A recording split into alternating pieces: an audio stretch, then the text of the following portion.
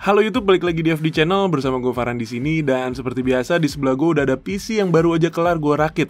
Nah, rakitan kali ini tuh pesanan dari salah satu subscriber yang ternyata masih berdomisili di sekitaran planet Pamulang coy. Doi sendiri cerita kalau dia tuh udah lama ya mantengin channel YouTube gue dan akhirnya tertarik coy untuk ngerakit PC lagi. Ya emang itu sih tujuan utama kita bikin konten kan. Nggak gitu cuy, lu mau rakit PC di toko boleh, mau rakit PC sendiri boleh, mau ngerakit sama gue juga boleh. Yang penting sih gue bisa tetap berbagi rekomendasi racikan PC dengan kalian dan juga berdiskusi seputar teknologi dengan konten seperti ini. Oke, pada kesempatan kali ini gue ngerakitin PC-nya Bro Majid dengan budget sekitar 15 jutaan.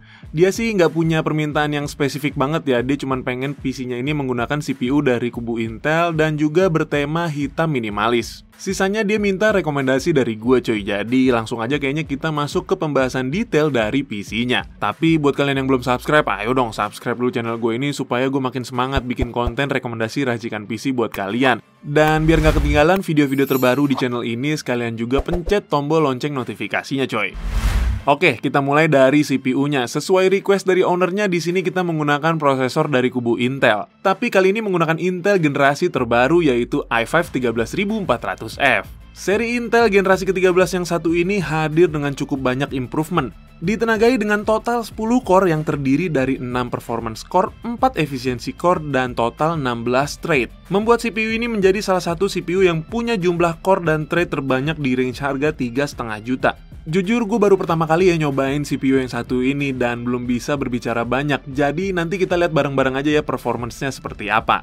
Berikutnya untuk CPU cooler, di sini kita menggunakan IO water cooling yang sepertinya bisa dibilang menjadi langganan di channel ini. Alasannya ya karena doi punya price to performance yang cukup baik ditambah dengan desain yang cakep coy. Dan so far penggunaannya aman-aman aja tanpa ada kendala ataupun komplain. Yap, nggak salah lagi, ini adalah IO water cooling Dark Flash Twister DX240V 2.6. Varian yang satu ini merupakan varian yang paling baru, jadi agak sedikit berbeda dari segi desainnya di bagian water pumpnya. Dark Flash memberikan tambahan berupa lingkaran yang memiliki lampu LED. Dan sepertinya ada sedikit pembaharuan untuk soket AM5. Lalu berikutnya untuk motherboard, di sini kita menggunakan motherboard dari brand MSI, yaitu MSI Pro B760ME Wi-Fi D4.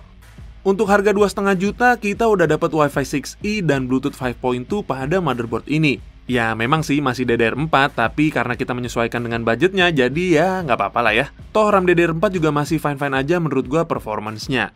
Berikutnya untuk RAM, di sini kita menggunakan RAM dari brand Kingston, yaitu Kingston Fury Beast 2x16GB dengan speed 3200 MHz. Next untuk storage-nya, di sini kita menggunakan satu buah SSD NVMe dari brand Team Group, yaitu Team MP33 Pro 1TB. Ya, memang sih masih NVMe Gen 3, tapi kalau dilihat dari harganya yang masih di bawah 1 juta dan TBW-nya yang cukup besar di angka 600 TBW, SSD ini masih cukup oke lah menurut gue coy. Dan kebetulan karena di sini ownernya masih menyimpan harddisk berukuran 2 TB yang dia punya dari PC sebelumnya, jadi di sini sekalian aja kita pasangin ke PC barunya coy. Tapi karena harddisk ini jatuhnya second, jadi gue nggak masukin ke list komponen-komponennya dan juga harga total dari PC-nya nanti ya. Nah, berikutnya untuk VGA card, di sini kita menggunakan GPU kubu hijau dari brand Colorful, yaitu Colorful GeForce RTX 3060 NB Duo 8GB GDDR6. Agak berbeda dari yang versi 12GB, di sini performance-nya agak sedikit disunat karena powernya juga lebih rendah cuy. Nanti kita lihat aja ya di pengujian performance dari PC ini. Dan untuk mensuplai daya PC dengan konfigurasi seperti ini, di sini kita mempercayakan power supply kepada Cooler Master, yaitu Cooler Master MWE 650W yang sudah bersertifikasi 80+ Bronze. Berikutnya untuk casing, di sini kita kembali menggunakan casing dari brand Techwear, dan ini adalah casing Techwear Flatline. Kali ini kita menggunakan flatline yang berwarna full hitam. Casing ini gua rasa cocok buat kalian yang kepengen build PC dengan tema hitam minimalis karena desainnya yang simple dan compact. Dengan harga 700.000 kembali 1.000, kalian sudah mendapatkan casing berukuran MATX yang include dengan 4 buah fan non-RGB. Side panelnya juga sudah berbahan kaca yang mekanismenya menggunakan engsel dan magnetik, jadi bisa dibuka kayak kulkas gitu cuy.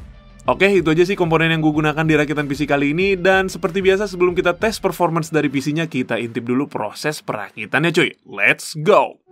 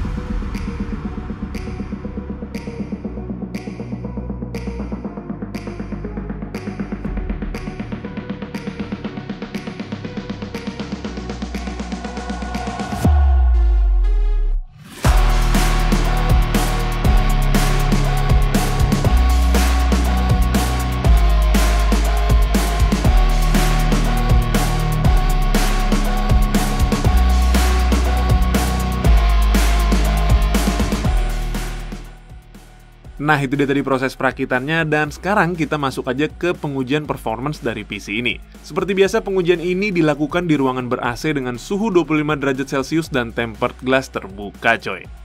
Pertama-tama kita uji benchmark menggunakan 3D Mark Time Spy. Hasilnya PC ini mendapatkan graphics score sebesar 7.334 poin dan CPU score di 12.150 poin. Secara overall, PC ini mendapatkan poin sebesar 7.797 poin. Untuk uji Firestrike, PC ini mendapatkan graphics score sebesar 18.944 poin dan physics score sebesar 28.421 poin. Lalu untuk suhu tertinggi saat pengujian ini berlangsung berada di 68 derajat Celcius untuk GPU-nya dan 50 derajat Celcius untuk CPU-nya. Sepertinya selain kenceng, i5 13400F ini juga masih sangat adem saat beroperasi ya. Oke, berikutnya kita lanjut uji prosesor ini menggunakan Cinebench R20.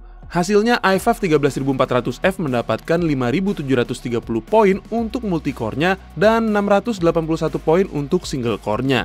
Lalu untuk suhu tertinggi saat pengujian ini hanya di 58 derajat Celcius aja coy.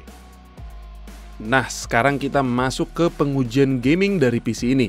Pada game Valorant seperti biasa kita uji menggunakan settingan tertinggi di resolusi 1080p.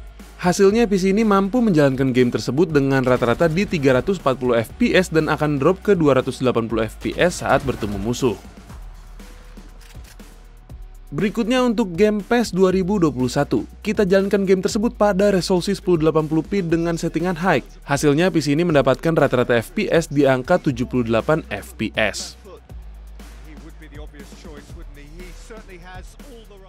Next, kita ada game Red Dead Redemption 2. Kita jalankan benchmarknya pada resolusi 1080p dengan preset Favor Quality atau mentok kanan.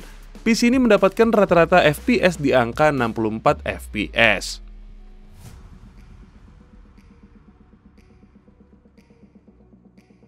Lalu berikutnya untuk game Horizon Zero Dawn, kita jalankan juga nih benchmarknya menggunakan preset Ultimate Quality di resolusi 1080p. Hasilnya PC ini mendapatkan average FPS di angka 90 fps dengan skor benchmark di angka 16.107 poin. Dan yang terakhir ini adalah game Cyberpunk 2077. Kita jalankan di resolusi 1080p menggunakan preset Ultra dengan Ray Tracing Ultra tanpa DLSS. Hasilnya PC ini mendapatkan rata-rata FPS di angka 44 fps. Lalu jika kita coba menyalakan DLSS-nya pada preset quality, rata-rata FPS-nya akan naik ke angka 60-an FPS. Dan berikut ini gue tampilkan konsumsi daya listrik PC saat menjalankan game Cyberpunk 2077. Daya ini pure PC only tanpa menambahkan daya dari monitor. Oke, kalian udah lihat ya tadi proses perakitan dan pengujian performance dari PC-nya. Gua harap sih ownernya puas ya dengan hasil rakitan dan performance yang diberikan. Kalau menurut kalian gimana nih cuy racikan komponen kita kali ini? Tulis ya di kolom komentar di bawah. Gua harap sih video kali ini bisa jadi referensi ya buat kalian yang mungkin mau ngerakit PC dengan budget sekitar 15 jutaan. Oke, kayaknya segitu aja video gua kali ini. Semoga bisa bermanfaat. Akhir kata gue Farhan pamit undur diri. Don't forget to like and subscribe. See you on the next video. Bye-bye.